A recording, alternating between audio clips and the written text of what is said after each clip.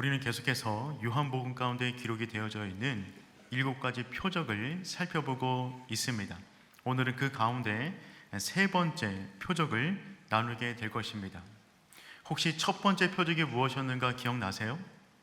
물이 변하여 포도주가 되는 것이었습니다. 그 결과는 그 지방 가운데 모여있는 모든 사람들이 기뻐하게 되었습니다.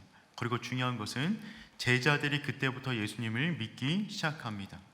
두 번째 표적은 무엇이냐면 왕의 신하의 아버지, 그 아버지가 30km 떨어진 곳에서 예수님께 나와 자신의 죽어가는 아들을 살려달라고 간청합니다. 주님께서 그 응답해 주셨고, 그래서 결과 그 온 집안 가운데 큰 기쁨이 임했을 뿐만 아니라 그 집안에 거한 모든 식구가 예수님을 믿게 되었습니다. 첫 번째와 두 번째 표적이 일어나는 동안 가운데 기쁨은 확산되었고 믿는 사람들이 생겨났습니다. 그런데 세 번째 표적은 그 내용이 완전히 다릅니다. 첫 번째와 두 번째 표적과는 달리 세 번째 표적이 일어날 때는 기쁨이 아니라 적대감이 일어났습니다. 이때부터 유대교 지도자들은 예수님을 죽이고자 혈안되어서 예수님을 핍박하기 시작합니다. 더군다나 이 표적이 일어난 이후에 예수님을 믿은 사람이 한 명도 등장하지 않습니다.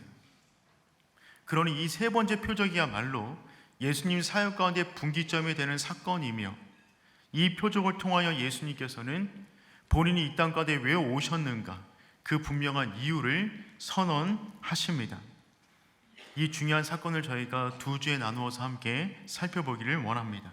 먼저 이 표적이 일어난 때는 명절이었습니다.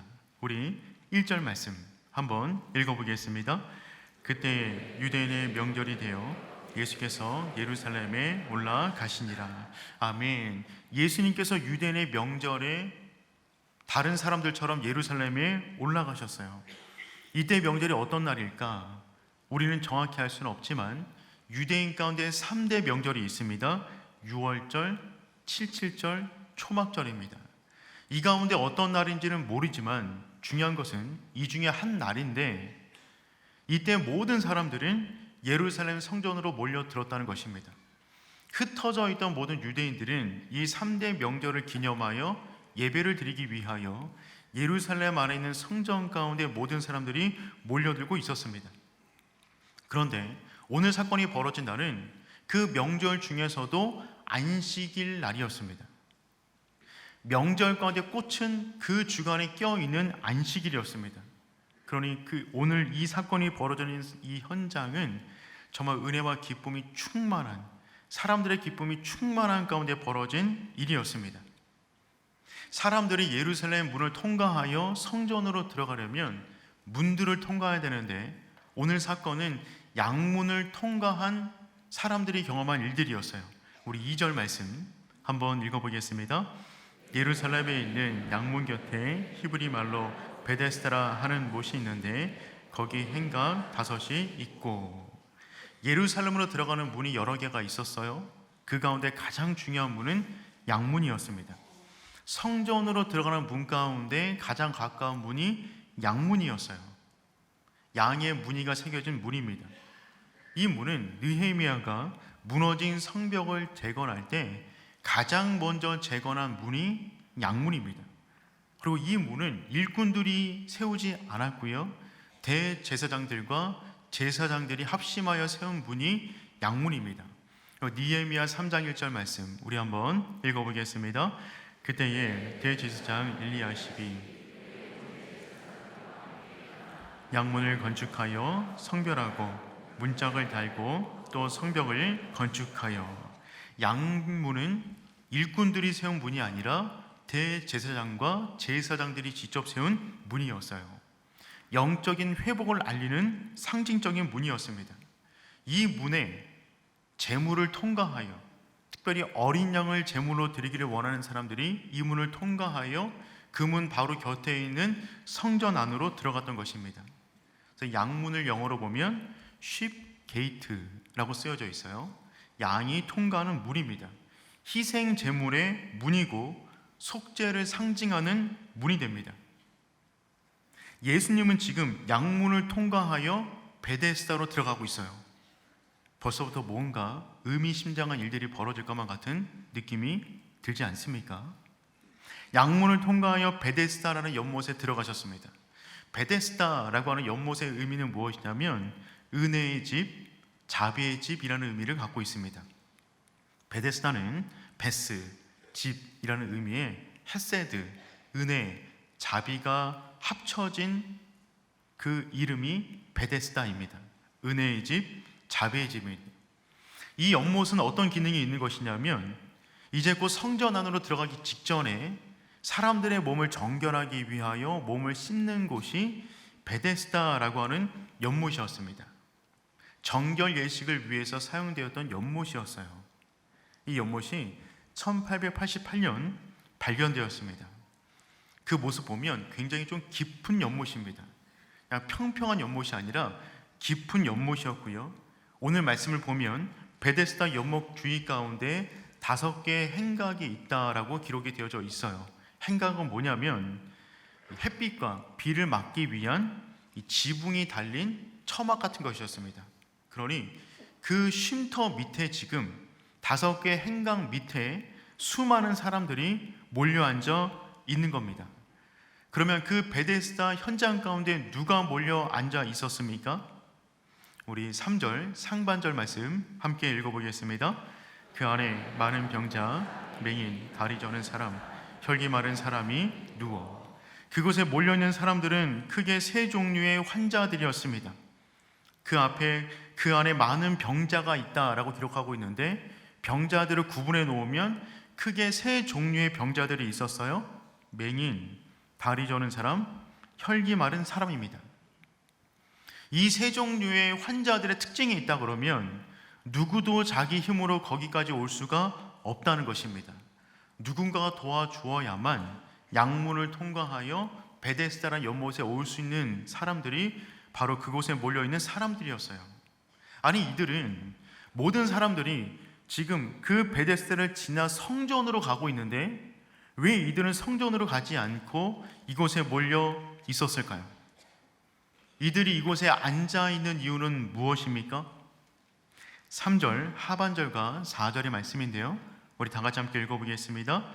물의 움직임을 기다리니 가끔 못에 내려와 물을 움직이게 하는데 움직인 후에 먼저 들어가는 자는 어떤 병에 걸렸든지 낫게 되밀어라.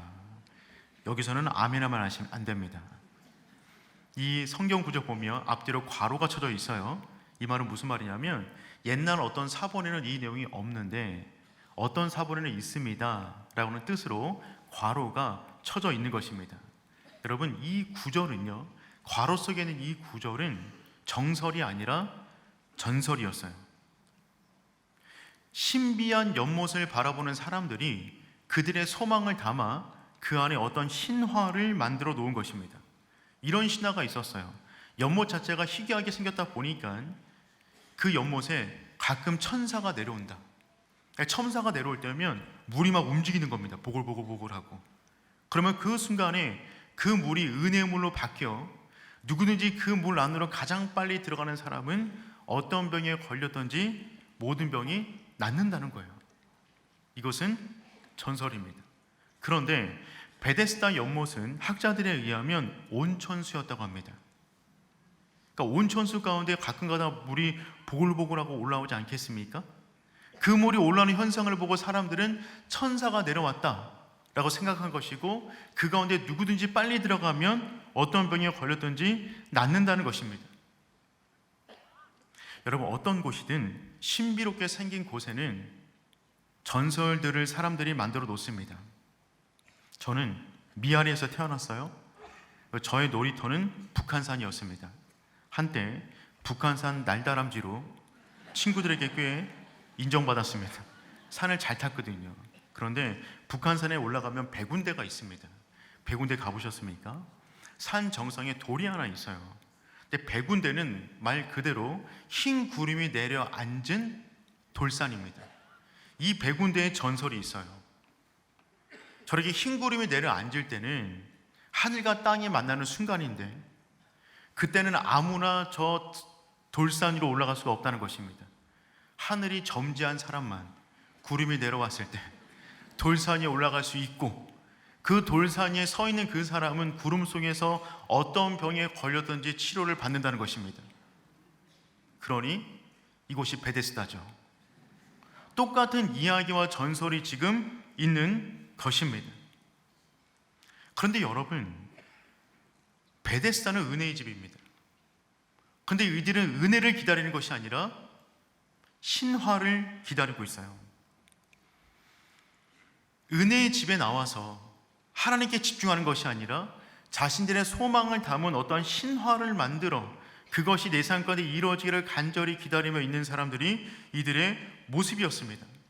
오늘 본문의 배경은 이름만 남아버린 은혜의 집의 적나라한 모습을 우리에게 보여주고 있습니다. 이 표적이 일어난 날은 유대인들의 명절입니다. 그것도 안식일입니다. 잔치의 절정이었어요. 열리는 곳은 예루살렘입니다. 예루살렘이란 뜻은 평화라는 뜻이에요. 그 가운데 베데스다, 은혜의 집입니다. 그런데 오늘 현장 가운데 등장하는 모든 사람들에게는 잔칫날이 아니었습니다. 그들은 잔치 가운데 배제된 사람들이었어요. 병자들이었기 때문에 성전 안으로 들어가지 못하는 사람들이었습니다. 그런 이들의 모습은 예루살렘의 또 다른 얼굴을 보여주는 장면입니다. 감추고 싶은 모습들입니다. 여러분, 우리가 누군가에게 보여주고 싶지 않은 나만의 모습이 있잖아요. 감추고 싶은 모습이 실은 나의 진짜 모습인 것입니다. 이 베데스다 가운데 모여있는 이 환자들의 모습은 유대인들이 감추고 싶은 유대인들의 모습이었어요. 그러니 그 모습이야말로 그 당시 사람들이 은혜를 구한다고 하면서 어떤 은혜를 구하고 있는가를 가장 적나라하게 보여주고 있는 장면이라고 할 수가 있습니다. 예루살렘, 평화라는 뜻이지만 거기는 평화가 없었어요. 안식일이지만 안식도 없었습니다. 베데스다, 은혜의 집이었지만 은혜가 말라버렸습니다. 이들은 양의 문을 통과하여 지금 베데스다로 들어왔어요. 그리스도를 통하여, 어린 양의 보혈을 통과하여 은혜가 가득한 곳으로 들어왔는데, 그들이 양문을 통과하여 구하는 것은 무엇이냐면 예수가 아니었습니다. 천사였습니다. 그 천사가 내려와 내 병에 어떤 것이든 낫게 해주기를 기다리는 마음으로 지금 그 자리에 앉아 있는 것이죠. 사랑하는 성도 여러분, 은혜의 집에 은혜가 말라버리면 은혜를 다른 것이 대체합니다. 보통 세 가지로 대체가 되는데, 첫 번째는 무엇이냐면 은혜가 사라지면 은혜가 사라진 자리에 신화가 자리 잡습니다. 은혜가 사라진 자리에 신화가 자리 잡습니다. 양의 문을 통과하여, 그리스도를 통과하여 은혜의 집에 들어왔는데 그 은혜가 말라버리면 사람들은 은혜를 구하는 것이 아니라 다양한 세상의 신화들을 구하는 것입니다. 그곳에서 예수님을 기다리는 것이 아니라 천사를 기다립니다. 하나님의 능력을 구하는 것이 아니라 물의 효염을 구하고 있는 거예요. 양문을 통과했으니 그리스도를 통과하여 들어온 사람들인데, 그리스도로 인생을 시작했는데 어느 날 은혜가 말라버리니까 그리스도와 은혜가 아닌 세상의 방법론을 구하는 것입니다. 이런 신화들을 만들어 놓는 것이죠. 이래야 복을 받는다더라, 저래야 복을 받는다더라, 이렇게 해야 어떠한 일들이 일어난다더라 라고 하는 예수님과 상관없는 다양한 이야기들을 은혜의 집 안에서 전설처럼 만들어 놓는 것입니다. 은혜가 말라버리면 은혜가 아닌 세상의 처세술, 방법론을 따라가는 것이죠. 둘째, 은혜가 사라지면 자기 힘으로 살아갑니다. 은혜가 사라지면 자기 힘으로 살아갑니다. 누구든지 물이 들끓을 때 가장 먼저 들어가는 사람이 병을 낫는다는 거예요. 일명 선착순 은혜입니다. 가장 빨리 들어가는 사람은 어떤 병이든 낫는다는 것이죠. 달리기를 제일 잘하는 사람이 이기는 거예요. 은혜의 집에서 은혜를 구하는 것이 아니라 경쟁을 부추기고 있습니다. 은혜의 집이 무한 경쟁의 집이 되어버린 거예요. 여러분, 은혜란 무엇입니까? 내 편에서 그 은혜를 받을 만한 자격이 하나도 없는데 전적인 하나님의 은총으로 나를 감싸는 은총, 그것을 은혜라고 말을 하는 거예요. 내 안에 어떤 공로도 없어요. 그런데 이 현장은요, 오직 나의 공로로, 나의 달리기로, 나의 속도로, 나의 힘으로만 얻을 수 있는 공간이 되어버린 것이죠. 그렇다면 그 연못산에 가장 빨리 들어가는 사람은 누구일까요? 그 현장 가운데 환자들의 모습이 세 종류였는데, 맹인, 다리를 저는 사람, 혈기 마른 사람. 혈기 마른 사람은 근육이 다 빠져서 움직일 수 없는 사람을 말하는 것입니다. 그러니 물이 움직이기 시작할 때 그 물 안으로 가장 빨리 들어가는 사람은 누구일까요? 맹인은 앞을 못 보기 때문에 물이 움직이는지도 몰랐을 것입니다. 다리를 저는 사람은 못 걷는 사람이에요. 혈기 마른 사람은 일어나지 못하는 사람입니다. 그러니 누가 가장 빨리 들어가겠습니까? 그냥 지나가는 어떤 행인이 보니까 갑자기 물이 움직이는 거예요. 냅다 뛰어 들어가는 것입니다. 멀쩡한 사람이 냅다 뛰어 들어가서 멀쩡하게 나오니까 그것을 바라보는 모든 환자들은 다 나았다 라고 놀라는 것입니다. 멀쩡한 사람이 뛰어 들어갈 수밖에 없는 구조예요. 그러니 이 자리는 은혜라는 이름은 남아져 있지만 인간의 공로만 외치는 자리가 되었습니다. 누군가가 가장 빨리 들어갔어요. 그 사람이 외치는 말은 무엇일까요? 은혜입니다, 감사합니다. 이것이 아니에요. 내가 제일 빨랐다, 내가 1등 했다, 내가 쟤를 이겼다. 은혜의 집에서 나의 공로만 외치는 겁니다. 그나마 물이 동하지 않을 때는 서로 관계가 좋았을 것입니다. 서로 앉아 있습니다. 이야기를 나누겠죠. 언제 물이 동할지 모르는 거예요. 서로 이야기를 나눕니다. 어디서 오셨어요? 정말 힘들어 보이시네요. 얼마나 아프세요? 얼마나 힘드세요? 그렇게 얘기를 나누면서 서로 위로하고 있었을 것입니다. 여러분, 병원에 입원해 보면 일주일만 입원해 보아도 병실에 있는 모든 사람들이 가족처럼 느껴집니다. 반찬을 챙겨주고 밥을 챙겨주고 삶의 이야기를 나누고, 그분이 있다가 병실에 들어가면 기도해주고 다시 나오면 축복해주고, 그것이 병실의 모습이잖아요. 저도 아버님이 몇 년 전에 병실에 꽤 오랜 동안 입원하신 적이 있는데, 그때 어머니가 옆에서 간호하셨거든요. 저도 종종 찾아뵈면 거기 있는 모든 환자분들이 저를 자녀처럼 반겨주시더라고요. 정말 가족처럼 느껴졌어요. 그런데 그렇게 분위기가 좋았던 그 공간도 물이 움직이기 시작하면 전쟁터로 바뀌는 거예요. 위로했던 그 손으로 밀쳐버리고, 앞에 가는 사람은 잡아당기고, 옆에 있는 사람 끌어내리고, 넘어진 사람 짓밟고 나아가면서 반발짝이라도 더 빨리 들어가기 위하여 사람들이 그 자리를 전쟁터로 바꿔버리는 것입니다. 은혜가 사라지면 오직 자기 힘으로만 살아가야 되기 때문에 은혜의 자리에 몰려 있지만 여전히 자신의 힘, 자신의 공로를 의지할 수밖에 없는 겁니다. 은혜가 사라지면 세 번째, 원망이 충만해집니다. 은혜가 사라지면 원망이 충만해집니다. 베데스다 연못가에 38년 된 병자가 있었어요. 한 번도 일어난 적이 없는 사람이었습니다. 그 사람에게 주님께서 묻습니다. 내가 낫고자 하느냐? 내가 낫고자 하느냐? 이 말에 대해서 이 환자는 변명만 늘어놓습니다. 우리 7절 말씀 함께 읽어보겠습니다. 병자가 대답하되 내가 가는 동안에 다른 사람이 먼저 내려가나이다. 여러분, 낫기를 원하냐? 이 질문에 대한 답은 간단합니다. 네, 원합니다. 아니요, 아닙니다. 둘 중에 하나인데, 이 사람은 그 둘 중에 한 가지 말을 하는 것이 아니라 원망을 늘어놓고 있어요. 나를 못에 넣어주는 사람이 없습니다. 다른 사람 다 있는데 저는 없어요. 자기 환경을 탓합니다. 또한 누군가 나보다 먼저 들어갑니다. 저 사람 때문에, 저 사람들 때문에 내가 은혜를 받지 못하고 있습니다. 은혜의 자리에 나와서 은혜가 말라버리니까 자신의 주변의 상황들에 대해서 원망만 늘어놓고 있는 것입니다. 결국 이 사람의 말을 통하여 우리가 확인할 수 있는 것은, 이 사람이 기다리는 것은 천사도 아니에요. 이 사람이 기다리는 것은 나를 저곳으로 빨리 데려다 줄 그 사람을 기다리고 있는 것이죠. 내가 좋은 부모를 만나지 못해서, 내가 그런 배우자가 없어서, 내가 그런 자녀가 없어서, 나에게 무엇인가가 없어서 내 인생 가운데 이 문제를 돌파할 수가 없습니다 라고 지금 원망을 말하고 있는 것입니다.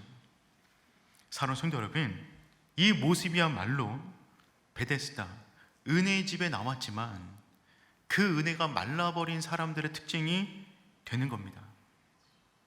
이 모습이 우리들의 모습이 되지 않기를 축복합니다. 우리는 양문을 통과하여 베데스다 은혜의 집에 지금 모여 있습니다. 그리스도를 통과하여 새 생명을 얻어 은혜의 집에 나와 있어요. 우리 인생의 시작은 은혜였습니다. 그렇다면 살아가는 모든 날들 역시 은혜로 살아가게 되는 줄 믿습니다. 우리의 힘이 아닙니다. 우리의 공로가 아닙니다. 세상의 신화가 아닙니다. 누군가의 도움이 아닙니다. 다른 물이 필요하지 않습니다. 우리에게 필요한 것은 무엇이냐면 베데스다 은혜의 집에 오직 은혜가 필요한 줄 믿습니다. 은혜가 떨어지면 그 다음부터 말씀이 아닌 카더라 통신이 우리 가운데 많아져요. 뭐뭐 해야 은혜를 받는다더라, 뭐뭐 해야 잘 풀린다더라. 전부 다 이 안에서 은혜를 구하는 것이 아닌 인간의 처세술과 세상의 방법을 말하고 있는 것입니다. 그리고 그런 얘기를 가만히 듣고 있노라면, 누군가 나는 은혜 받았습니다 라고 하는 이야기를 가만히 듣고 있노라면 살살 배가 아파질 때가 너무나 많아요. 은혜라고 말을 시작하는데 중간을 넘어서면 은혜가 아니라 자기 처세술과 자기 공로를 강요하듯 말하는 이야기를 많이 듣기 때문에 그렇습니다.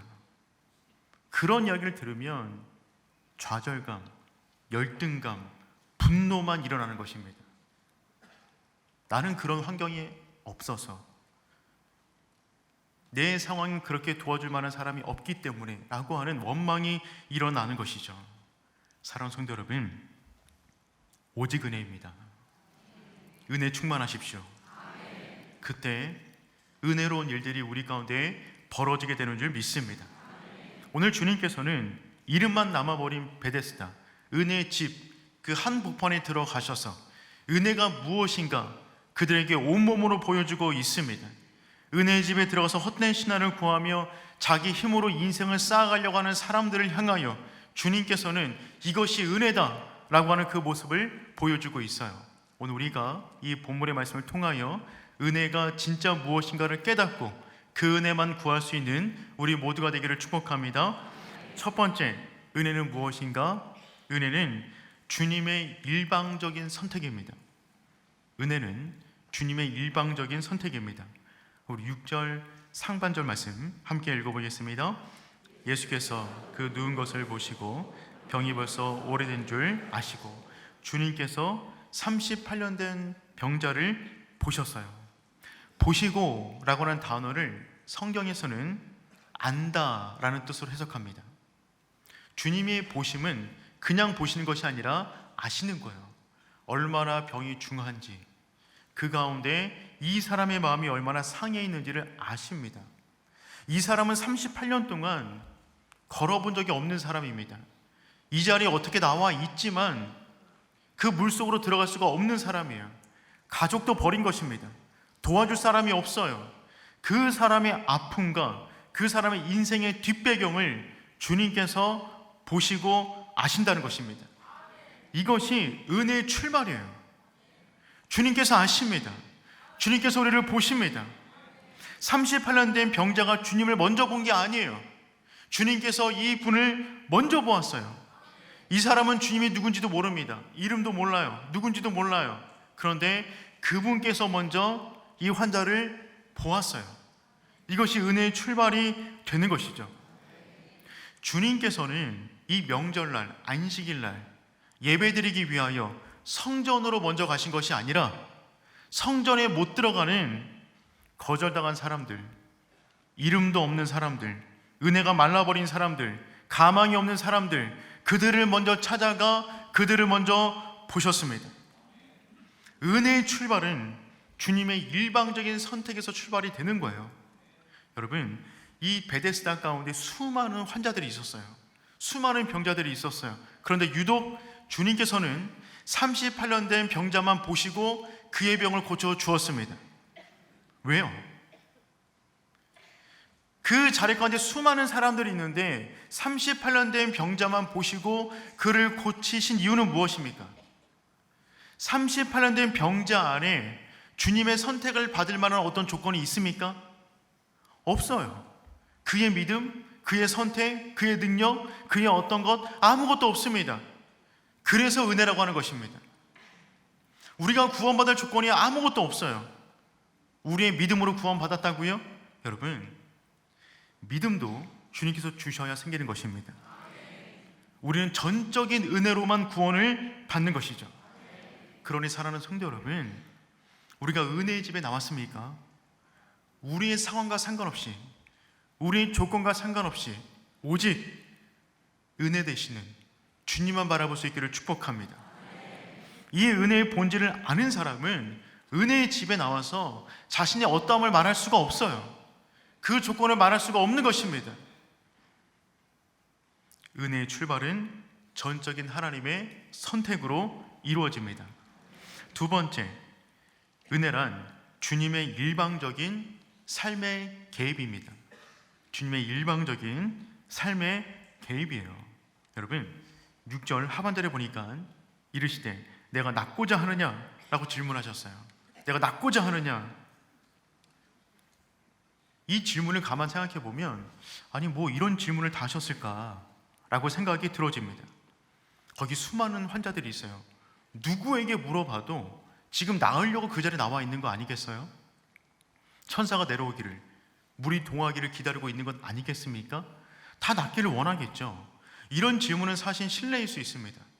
여러분, 예배를 마친 다음에 집으로 돌아가신 길 가운데 어떤 병원이든 있으면 그 병원에 들어가서 침상 위에 누워있는 분들에게 한번 물어보세요. 내가 낫기를 원하느냐? 싸움이 날 수 있습니다. 당연하죠. 낫기를 원하니까 병원에 와 있는 것 아니겠어요? 너무나 뻔한 이야기를 지금 주님께서 이 사람에게 질문하고 있어요. 그렇다면 이 의미는 어떤 의미일까요? 질문이 아니에요. 내가 개입하겠다. 내가 낫기를 원하느냐? 천사가 아니다. 물이 아니다. 내가 낫기를 원하느냐? 내가 개입하겠다. 지금 그 말씀을 하고 있으시는 것입니다. 저녁 늦게 집에서 라면을 끓여 먹고 있는데 맛있게 먹고 있었어요. 그런데 딸 아이가 들어왔습니다. 누가 봐도 배고픈 얼굴입니다. 돌을 줘도 씹어먹을 것 같은 그런 모습으로 집안에 들어왔어요. 저는 맛있게 라면을 끓여 먹고 있었거든요. 제 아이가 라면을 쳐다보더라고요. 제가 아이에게 말했습니다. 내가 먹기를 원하느냐? 여러분, 이 질문이 어떤 질문입니까? 놀리는 겁니까? 몰라서 묻는 거예요 지금? 아니죠. 무슨 의미예요? 아빠가 끓여줄까? 아빠 잘 끓여줄게, 먹어봐, 이런 뜻이 아니겠어요? 내가 먹기를 원하느냐? 내가 낫기를 원하느냐? 선택을 말하는 것이 아니라 내가 지금 역사할 것이다. 주님의 개입을 지금 말씀하고 있는 거예요. 예수님의 표적 첫 번째와 두 번째는 사람들의 요청으로 이루어졌습니다. 첫 번째 표적은 예수님의 어머니 마리아가 포도주가 떨어졌다라고 하는 간청에서 이루어졌고요. 두 번째 표적은 가버나움에 있는 왕의 신하가 찾아와 요청하여 아들을 살려주었어요. 세 번째 표적은요, 은혜를 보여주기 위하여 간청하지도 않았는데, 찾지도 않았는데, 몰랐음에도 불구하고 일방적으로 개입하기 시작하십니다.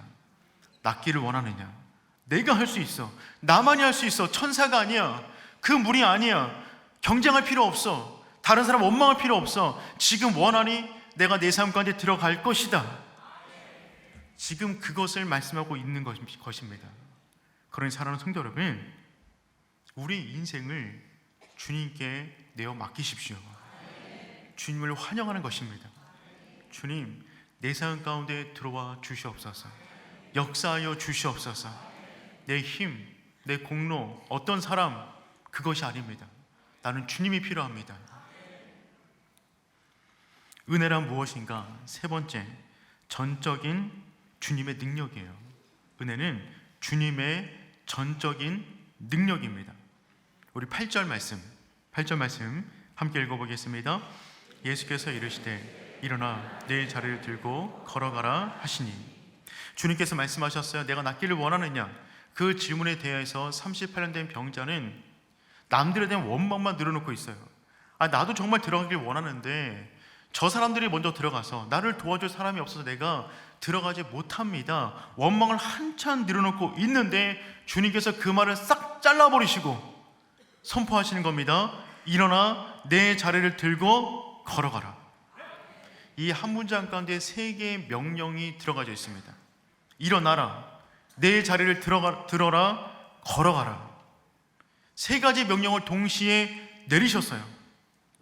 그런데 이 사람 입장에서 이 말이, 이 명령이 이해가 되겠어요? 아니, 그 방법을 알면 진작 일어났죠. 내가 지금 앉고 싶어서 앉아 있습니까? 나도 일어서기를 원한다고요. 근데 어떻게 일어선지를 모르겠어요. 38년 동안 한 번도 일어나 본 적이 없습니다. 일어나는 법을 모르겠어요. 근육이 움직이지 않아요. 한 달만 기부스를 하더라도 근육이 다 빠지는데 38년간 앉아 있었으니 뼈만 남은 것입니다. 내 몸이 움직이지 않는다고요. 그런데 어떻게 이렇게 말씀하실 수가 있는 거죠? 라고 항의하려고 하는데 주님께서 선포하시자 자기의 변명을 뚫고 몸이 그냥 뻘떡 일어선 것입니다. 이 사람은 일어날 마음이 없었어요. 동의할 수도 없어요. 방법도 몰라요. 그런데 주님께서 선포하시자 변명할 틈도 없이 그 안에 있는 모든 뼈와 근육과 힘줄과 모든 것이 합하여 그 몸을 일으켜 세운 것입니다. 이것이 은혜예요. 은혜란 우리의 어떤 노력 플러스 하나님의 능력이 아닙니다. 은혜란 전적인 하나님의 능력이에요. 나는 일어날 방법도 몰라요. 어떻게 할지도 몰라요. 그럴 마음도 없어요. 그래도 주님께서 선포하시면 일어나는 것입니다. 그것을 은혜라고 말하는 것입니다. 나중에 어떤 사람이 이 사람에게 물어볼 수 있겠죠. 아니, 38년 동안 앉아 있었는데 어떻게 이렇게 한순간에 일어날 수가 있는 것입니까? 그 방법은 뭐예요? 그 노하우를 좀 알려주세요. 이때 이 사람이 어떤 말을 했을까요? 모르겠어요. 그냥 일어났어요. 모르겠어요. 그냥 일어났어요.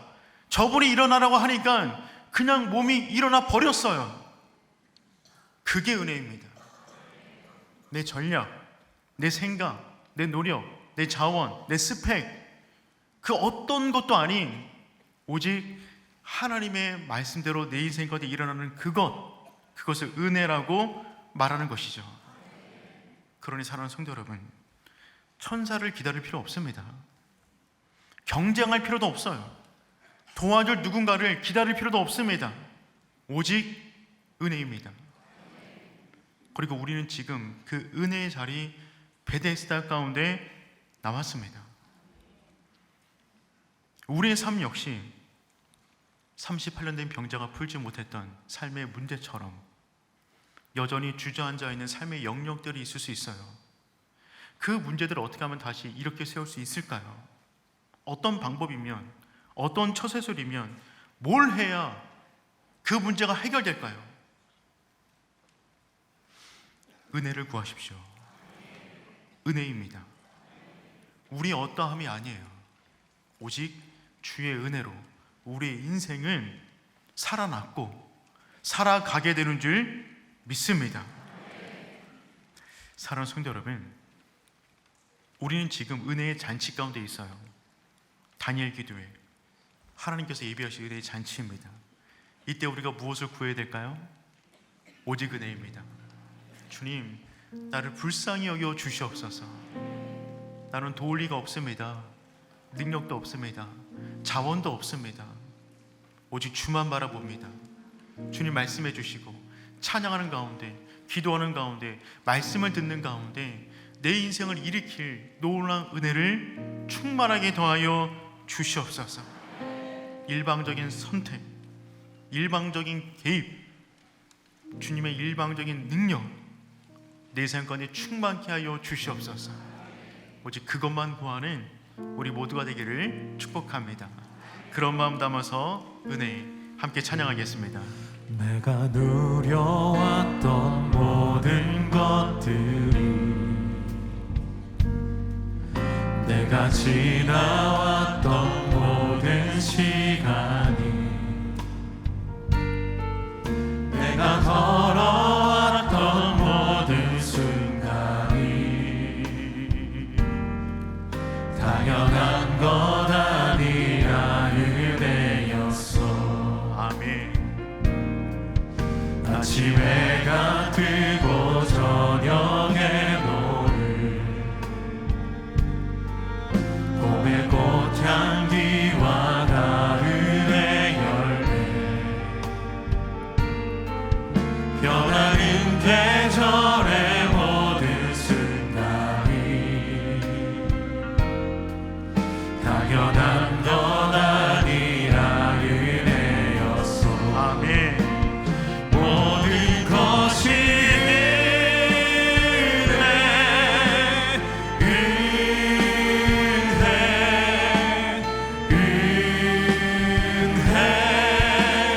하나님 은혜. 내 삶에 당연한 것 하나도 없었던 것을, 모든 것이 은혜였어. 내가 이 땅에 태어나 사는 것, 어린아이 시절과 지금까지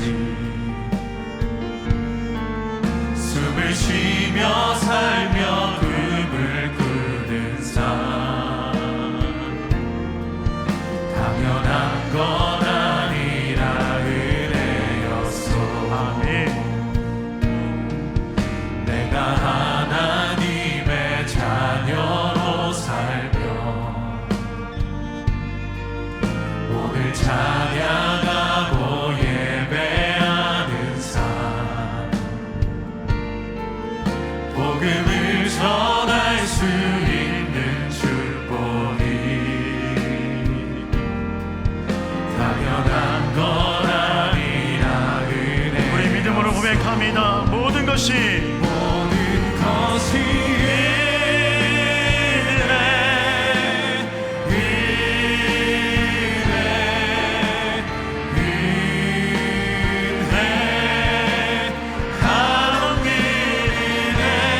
내 삶에 당연한 것 하나도 없었던 것을, 모든 것이 은혜였어.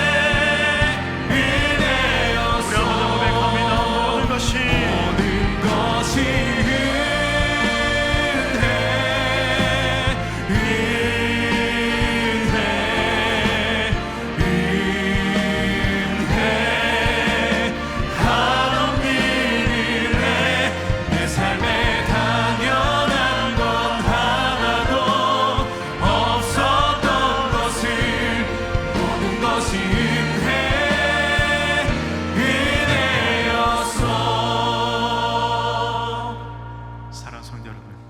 우리 인생 가운데 당연한 것은 하나도 없습니다.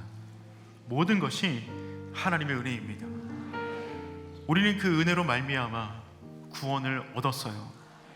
양문을 통과하여 우리는 그 은혜로 말미암아 베데스다, 은혜의 집 가운데 나왔습니다. 이곳에서 우리가 구해야 될 것은 무엇일까요? 세상의 처세술, 헛된 이야기들, 경쟁하는 삶, 자기 힘을 자랑하는 것, 그것이 아닌 오직 은혜만 구할 수 있는 우리 모두가 될 수 있기를 축복합니다. 은혜는 무엇입니까? 전적인 하나님의 선택이에요. 우리에게 어떤 조건이 없어요. 그냥 그분이 긍휼히 여겨 주신 것입니다. 은혜는 무엇입니까? 그분의 전적인 개입입니다. 내가 낫기를 원하느냐? 여러분 분명하게 말씀하세요. 네, 원합니다. 내 삶 가운데 역사하여 주시옵소서. 은혜는 전적인 하나님의 능력입니다. 주님께서 말씀하세요. 일어나라, 들고 걸어가라. 우리는 방법을 모르지만 주님께서 말씀하시면 우리 삶 가운데 반드시 이루어지게 되는 줄 믿습니다. 우리 함께 기도하며 나가겠습니다. 그 은혜를 더하여 주시옵소서. 그 은혜를 부어 주시옵소서. 나는 방법을 모릅니다. 아무것도 모릅니다. 주님만 바라봅니다. 내 인생 가운데 무너져 있는 모든 삶의 영역 은혜로 세워지게 하여 주시옵소서. 주님 이름 한번 부르고 기도합니다. 주여 하나님 아버지, 하나님 아버지 은혜를 구하며 나아갑니다. 아버지 은혜와 은총을 충만하게 더하여 주시옵소서. 오직 은혜입니다. 오직 은혜입니다. 주의 은혜만 구합니다. 주님 이 땅을 살아가며 헛되고 구하지 않게 도와주시고 오직 주의 은혜만 바라보며 이 세월까지 무너진 모든 삶의 영역들이 다시금 일어날 수 있도록 인도하여 주시옵소서. 내가 낫기를 원합니다. 일어나라 들고 걸어가라.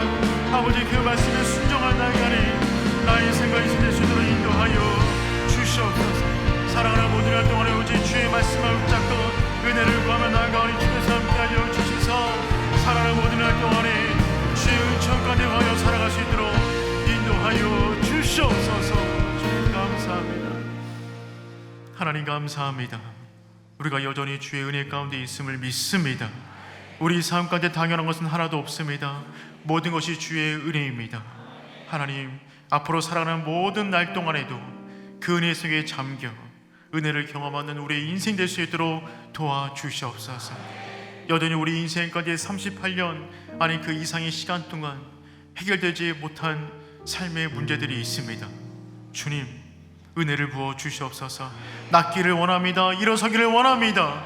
오직 주의 은혜만 구하는 주의 백성들 가운데 놀라운 주의 회복과 은혜와 은총을 충만하게 더하여 주시옵소서. 이제는 우리 주 예수 그리스도의 은혜와 하나님 아버지의 다함이 없는 사랑하심과 성령님의 인도하심의 은혜가 오직 은혜만 구하며 은혜로 살기를 다짐하는 주의 백성 머리 위에 이제로부터 영원까지 항상 함께 하시길 축원하옵나이다. 아멘.